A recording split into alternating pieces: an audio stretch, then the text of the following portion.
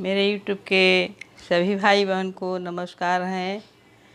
आज मैं बहुत सुंदर एक खिलौना बोलते हैं हम लोग, चुटकुला बच्चा होने पर गाते हैं।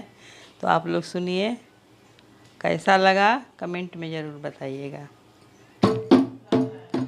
बबुआ के गोरे गोरे गाल बिहार में बवाल भइल बा।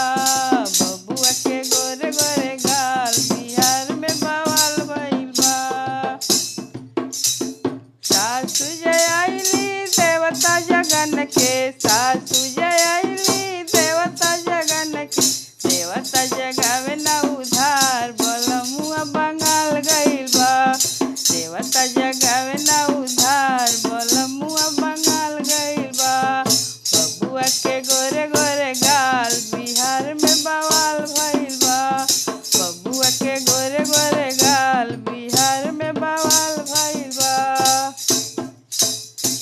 गोतिनी आइली हलुआ बनन के, गोतिनी आइली हलुआ बनन के, हलुआ बनावे ना उधार बलमुआ बंगाल गइल बा। हलुआ बनावे ना उधार बलमुआ बंगाल गइल बा। बबुआ के गोरे गोरे गाल बिहार में बवाल भइल बा। बबुआ के गोरे गोरे गाल बिहार में बवाल भइल बा।